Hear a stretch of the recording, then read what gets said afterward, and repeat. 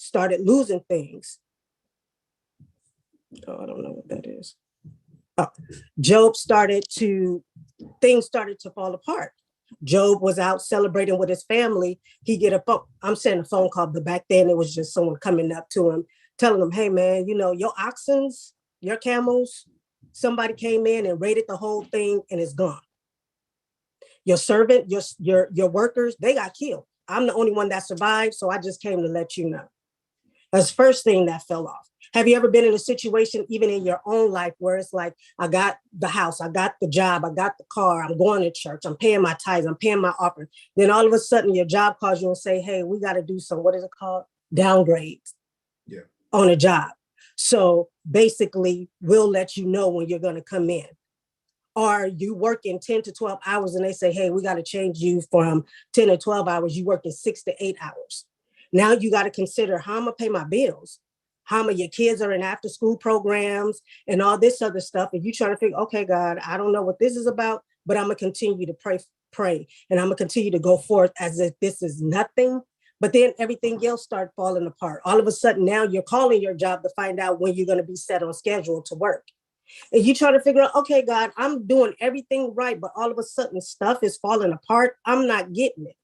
Now you go from I'm paying rent on time to figuring out choosing between if I'm gonna pay my car note or if I'm gonna pay my rent, if I'm gonna pay my cell phone bill or if I'm gonna pay my utility bill. Then you're trying to figure out where can I go to get food. Everything that was around Job fell apart. Another instance that happened with Job was someone hit him up and told him, hey, Job, your children were at your oldest son's house celebrating, and the winds came from out of nowhere and blew each corner of that house down to where it fell on his children. Now, I don't pray anything that drastic happen to anyone on this call or anything, but how many times has the enemy tried to come in and attack your children? Come on. To where my example is my son went to jail. That was the hardest thing that happened. A lot of our children, they had to experience different things on their own. But the hardest thing for me was my son going to jail and looking at serving time in prison. Lord, you said you would never put more on me than I can handle. What is this? What's going on in my life that all this is happening? I can even take my own life story, for example, if we was living in a nice house, everything was going good, but then God said, no, I need to know that y'all trust me.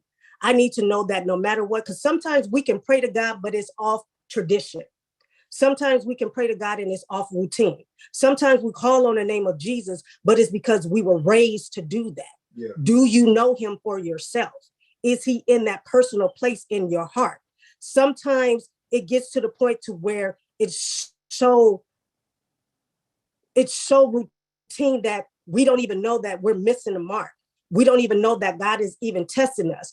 It can be, of course, he had to give Satan permission to mess with Job. Some of y'all sitting on this call today don't even know. God gave Satan permission to mess with you. And the thing about it is we get confused on that. We so shook by the situation. We don't even see that God he's using us for an example, but we get so caught up in what's going on. We forget to call on him. The one thing Job never did, he never stopped calling on God. Yeah. He never stopped going to God. I don't know what this is, God. He even dreaded the day he was born. Lord, I wish I was never born. I can't speak for nobody else, but I can only speak for myself while going through in the 3 years. And I was just like, Lord, I just did not want to be here. I don't want to be a part of this. This is not what I asked for. I thought my own personal testimony, once me and my husband got married, I thought I had to play the doting wife. I thought I had to be the perfect first lady. And I thought I had to go. And I'm like, God, where do I fit in this? Why is everything seeming like it's just a domino effect of falling apart? And in the back of my mind, and in the back of all of our mind, which is our subconscious, right? Mm-hmm. This is subconscious. We know that God set it up, but we don't want to accept that he set it up. Wow. So, and I'm going to say that again. We know God set it up, but we don't want to accept that God set it up. In the Bible, Job had a few friends, and I'm paraphrasing again. Those friends, hey, you know what? You've been doing good. You've been serving God, and all this stuff is falling up. When you gonna get up and just start doing something for yourself? When you gonna make it happen for yourself? Has anybody had friends that, girl, I know I did. I can't speak for nobody else, but I've had friends. Girl, what are you doing? Why are you stooping that low? Now you in the dirt. Amen. Why won't you get up and go ahead and go do what you're doing? Oh, this is happening to you. Do you know who you are? Go make your moves that way. But for some reason, back here in the back of my noggin, back here was like, I trust God. I know that there's something good coming out of this. I don't know why this is happening. I don't know why these situations are taking place, but Lord, I trust you. That's why some of us not moving like we think we're supposed to be moving. Wow. Pause. Some of us not moving in our mind and our anger and our emotions. We want to move, but you look and you ask yourself, why haven't I moved from this? Because God didn't tell you to. Because you know in the back of your mind, God has a plan set up for you. God, I do not like this. I don't understand what's happening right now. Everything is falling apart. We was doing good over here. House, all this other stuff. We went from that to sleeping in the car, sleeping in a church, sleeping in hotels. All these other things started taking place. And now I'm trying to figure, God, I'm still calling. You still calling on God. The thing about it, Job never lost sight to who he served. Even in him, he lost his children. The house fell down on his children. He never lost sight to what he served. I lost my son. My marriage was on the rocks. We were homeless, but somewhere in the back of my mind, I never lost sight to what God had for me. I never lost sight to who I was serving. I literally was still praying, even in the midst of the anger, even in the midst of my emotions. Somewhere in the back of my mind, I knew, God, I know you said it's a little heavy right now, God. My shoulders is going down a little bit, but I can't go to nobody else. Yeah. I need you. And that's what some of us need to deal with right now. You need God. Some of the people that surround you, they're encouraging you with discouragement. Let me tell you something. I had people encouraging me with discouragement. I had people that I counted on to help me through situations, and I leaned on them and all this stuff. And it took me a minute to realize, just like if you go to Job, you'll see, I can't pronounce their names. I'm not going to even try. But they were encouraging because they looked at him like, do you know who you are? Why are you down here doing this? And let me slow down, because the other part of it happened was the angels, when they say sons of God, they're meaning the angels. They presented themselves again to God. When they presented themselves again to God, Satan came along too. God asked him the same question. This time the thing was, okay, now I see you trying to get Job to go against me. Mm-hmm. Because you see that I see him blameless. He's blameless in my eyes. He's good in my eyes. But I see what you're trying to do. You're trying to shake it so that he can come against me. And Satan told him, I need to do something else. Because I want to show you this man gonna turn on you because everything around him is falling apart. What happened? God said, okay. He said, flesh or bones, meaning I need sickness to come over here. I need sickness to come over him. I need him to be sick. I'm going to show you that he gonna turn away from you, because now you messing with his well-being, his health. Some of us experienced sickness to the point to where we thought it was over with. But yet, y'all saw me on Sunday still shouting. I would have to go to the bathroom and cry because my stomach was in pain. I didn't realize I was that dehydrated while I'm shouting. I'm trying to catch my breath, but I couldn't give up because I knew that was victory. There was victory somewhere in that. Somewhere in the midst of all this that's going on, Lord, victory. I just feel it. I know it. It's there. So when Job was down and his friends saw him down, they sat with him. Some of y'all got people around y'all right now. They chilling with y'all. They sitting with y'all while y'all going through. And some of y'all need to be careful because people love when you go through. When you go through, that means something for them. because they want you to go through, because they're in a situation where they're going through and you're going through out goals they're going through. So they need you to go through more. So they'll start picking at it and picking at it and picking at it, because they need your go through to be worse than their go through, so they can have something to talk about when they're speaking on to someone else about going through. Say that, Lady T. So with that, and all this, when I tell y'all I was in this bed, couldn't move around much, but when I started reading this, I was like, man, I was really trying to find a woman. I'm not gonna lie, I was trying to find a woman in the Bible that I can speak on. But it was, I kept going back to Job. I kept going back to Job, because we can have everything together. We think it can all be good. So we think, but sometimes God got to shift us. And when he shifts us, I don't know, I'm gonna say this a lot. I can't speak for anybody else, but this shift in Takika's personal life shook me, because I'm a runaway. When things got hard for me, I ran away. I mean, I didn't want to deal with it, but for some reason I had to stay. I had to stay 10 toes down. I had to stay committed to where God had me at. Some of y'all need to hear that, right? You have to stay committed to where God has you, even through the midst of the storm. Even though it don't feel right to you, it's not about you. It's about the God you serve. We know God is a jealous God. God is a God about serve me. There's no other. We're serving our emotions. When we get in our emotions, we get an attitude, we get mad, we get disposition and discombobulated about stuff. We're not thinking about God. We're thinking about the situation that's going on. And I know it's easier said than done, so maybe this will help.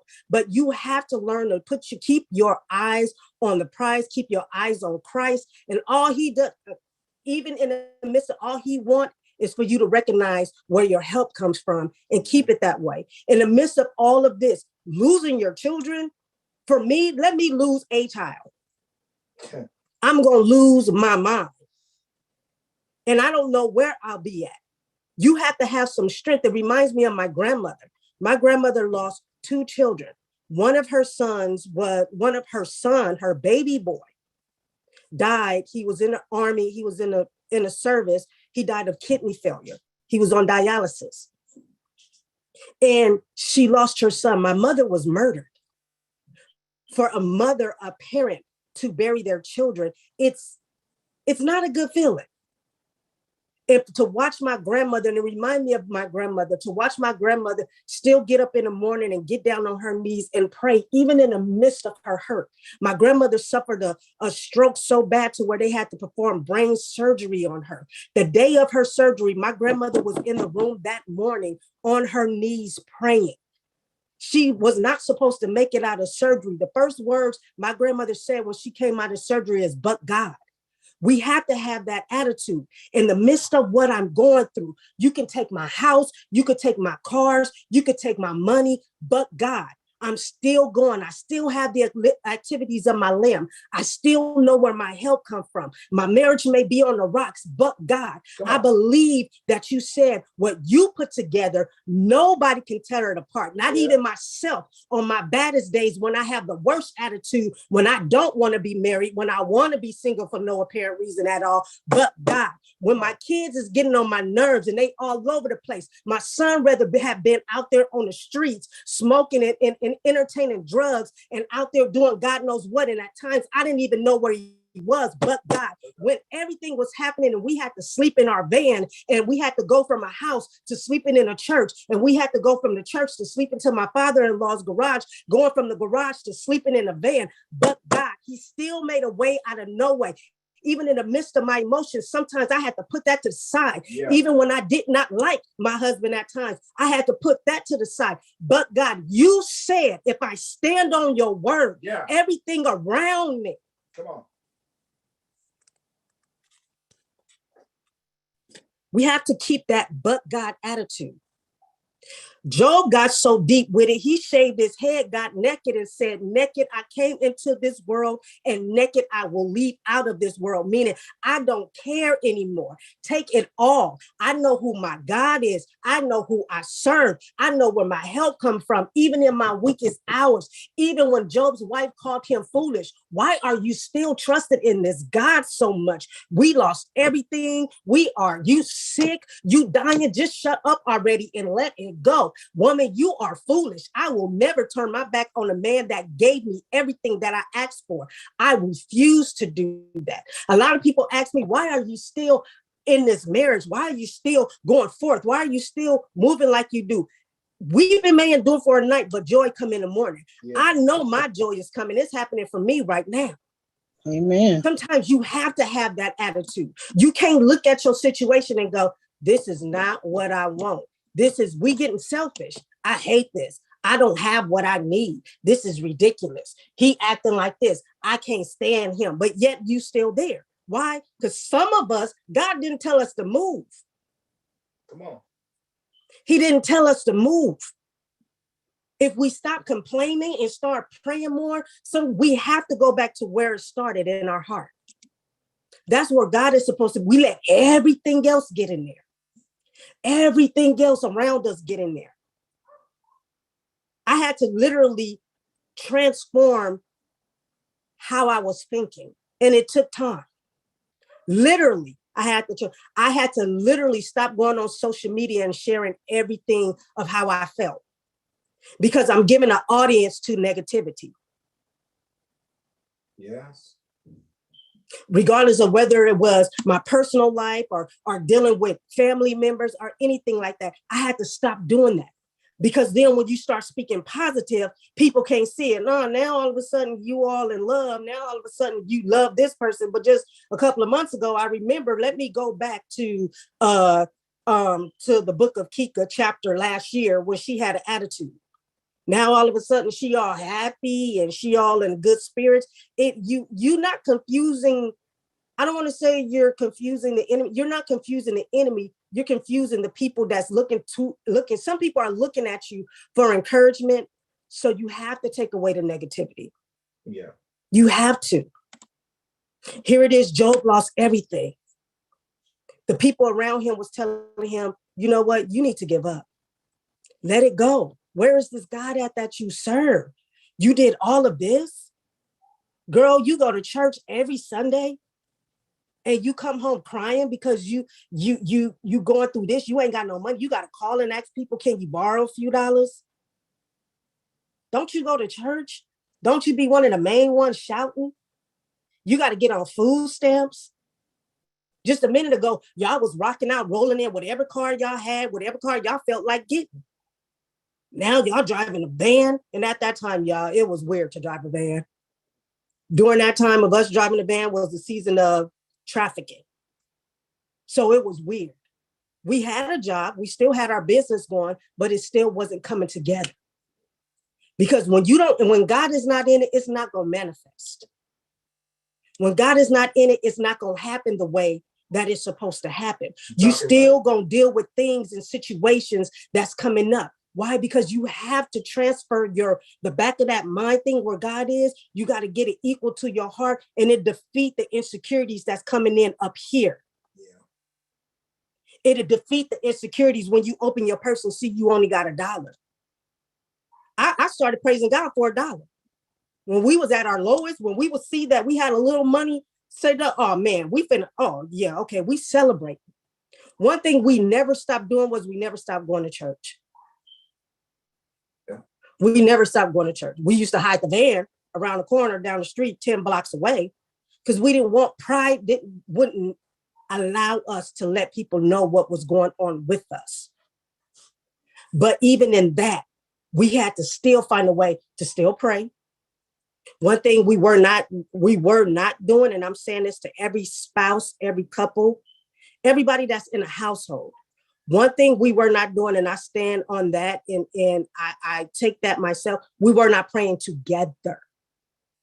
You cannot be equally yoked, but on a different thing. You can't be that way. You see what happened with Job's wife. He got sick, everything fell apart. She said to him, look, you dumb, just die. We done lost everything. Now you trying to cling on to life and you still calling on God. It's not going to work if you and your spouse are not praying together. If you're going through a storm in your household, that's when your household is supposed to come together and pray together. It don't work like that. You can pray separately on your own, but if you praying this one individual prayer and your spouse or the people in your house is praying on this other thing, it's not keeping that togetherness. You didn't have to go through what Job go through. You didn't lose it like he lost it. You have a place and you have someone in your life you can pray with. Do that. For me, it was one of those, I was praying, but I was angry. You have to let go one or the other. You can't pray and be angry. You can't pray and be emotional. You can't do all of that. What I learned from Job was you have to be planted. You cannot, even though as hard as it is, and I know a lot of y'all's like, okay, that's easy to say, but sometimes trust me, I know. Sometimes it's hard, but you have to be, okay, Lord, I don't see my granny pray at times where it was like, why is she even praying? Let's just go. It's embarrassing. Let's go. Why are you wasting your time praying? Because when you're praying and your prayer is meaningful, something is shaking in that atmosphere. And you may not see it yet, but if you really praying, it's going to happen. You praying for your children, it may not look like something is happening right now, but if you praying, oh, it's going to happen. You're going to watch their personalities change. If you praying for your marriage, and it seems like the more you pray, the more anger and separation comes, keep praying. Keep praying. Keep trusting God. Lord, I trust you. Because back here, you ain't telling me to walk away. This telling me to walk away, but you're not telling me to walk away. So let me keep praying. We on separate ends of the room, but I'm going to keep praying. There's times my husband was in one room and I'm in another room. I'm walking around the room. I'm going to keep praying. I started putting anointing oil on our bed. I'm going to keep praying. I started putting anointing oil on the top of the door. I'm going to keep praying. Because back here, God, you told me this was my assignment. My assignment. And when this assignment and all the things that took place fell apart, my husband came up to me, because then here's the kicker for it.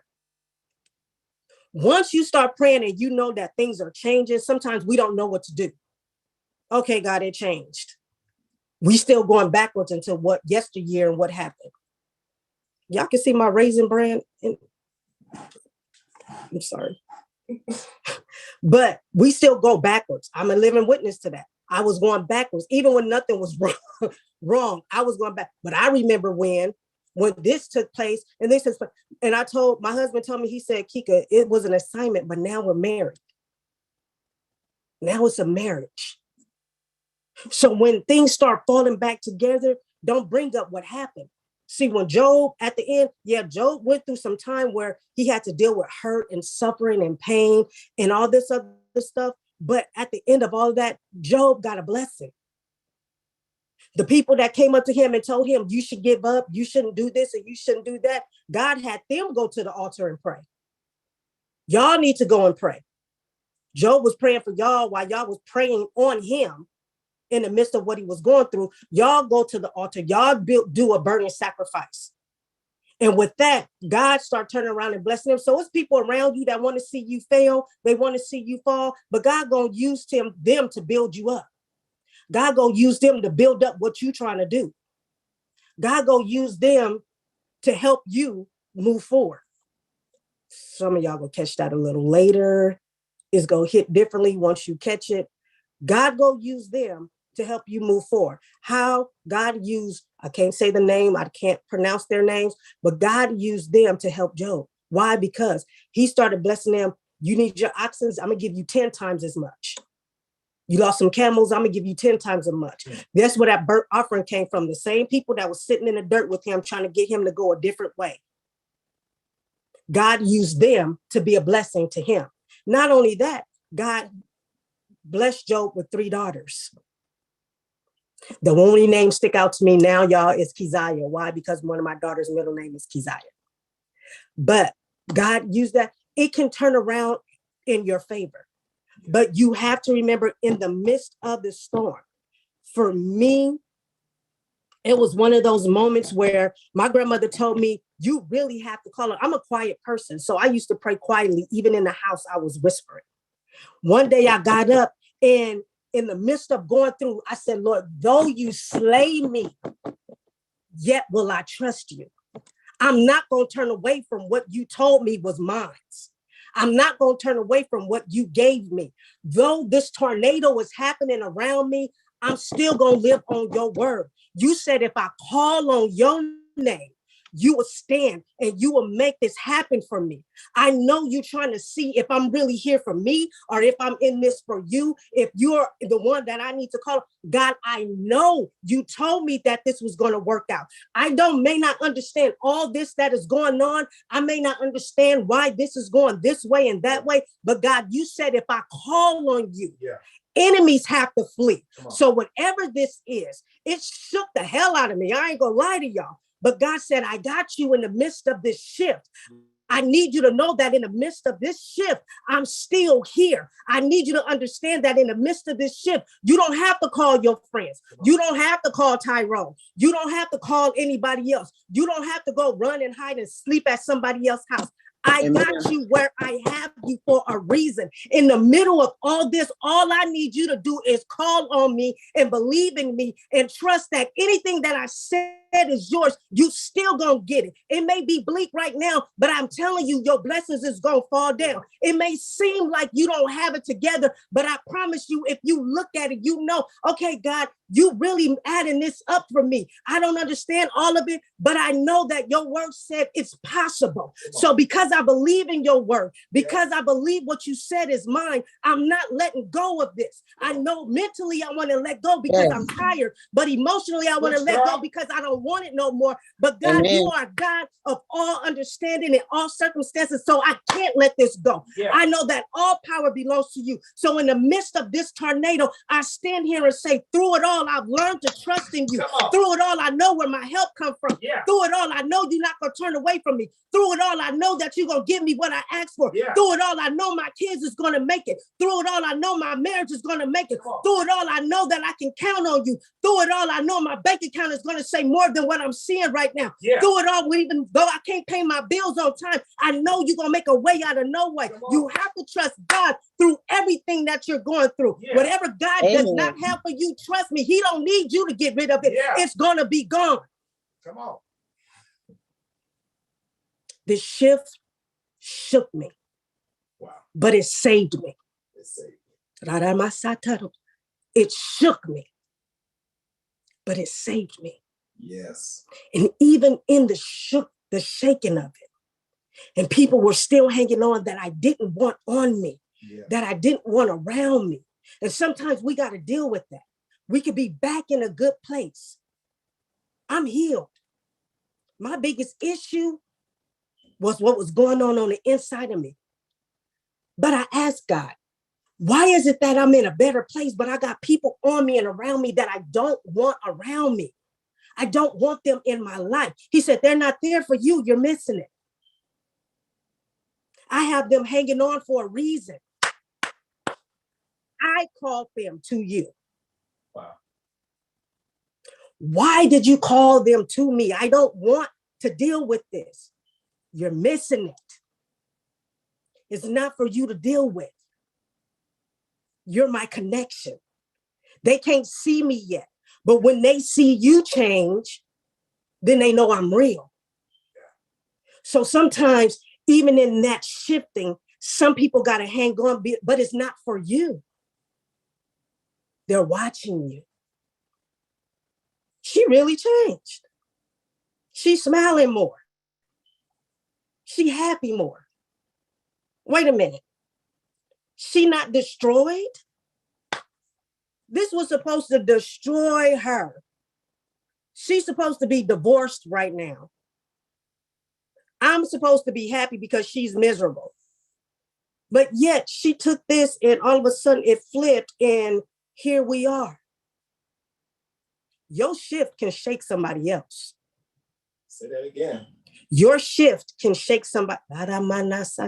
It can shake somebody else. Yeah. You have to be careful with. I had to learn because people used to tell me I look so mean. I had to learn. You can't always walk around looking serious and mean because you don't know who's paying attention to you. All on social media, I expressed everything. But then I started getting people that I didn't even know knew me or was paying attention to me too. I watch you. I admire you. I celebrate you. I was shocked. So this shift, Minister Alicia Johnson, this shift that you're going through is not for you.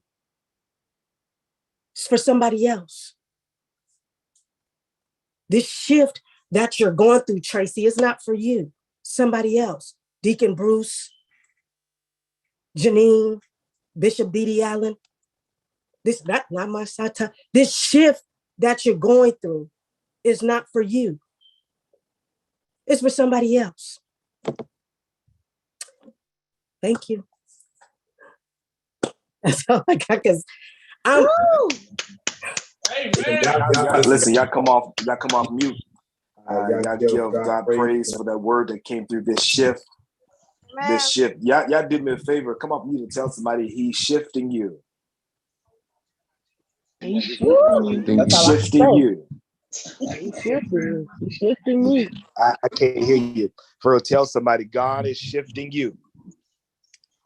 God is shifting. That's right. I need you to encourage the person that's listening and tell them that God is shifting you. And whether if you text it, whether if whoever is in your house with you, just tell them. As a matter of fact, you can stay on mute, but just do some crazy real quick. And as loud as you can do it, just say, God is shifting this house. And everybody is shifting this house. Yeah, and everybody up in this thing is getting shifted with it.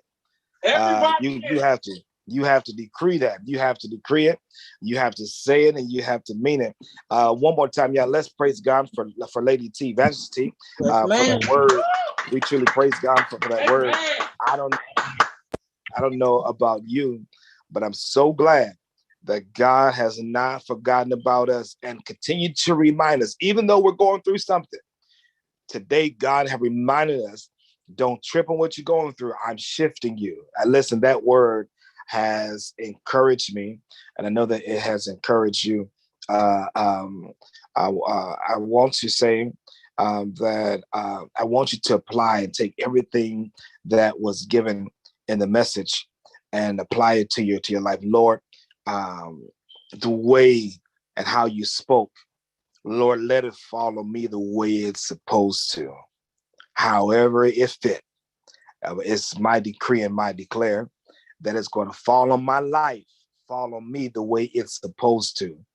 And I am excited because guess what, y'all?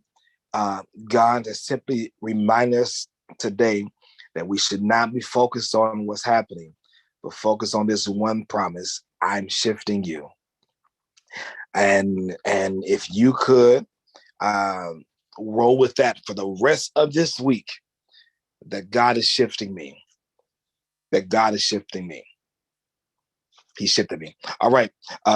Again, thank you, Lady T, for that word.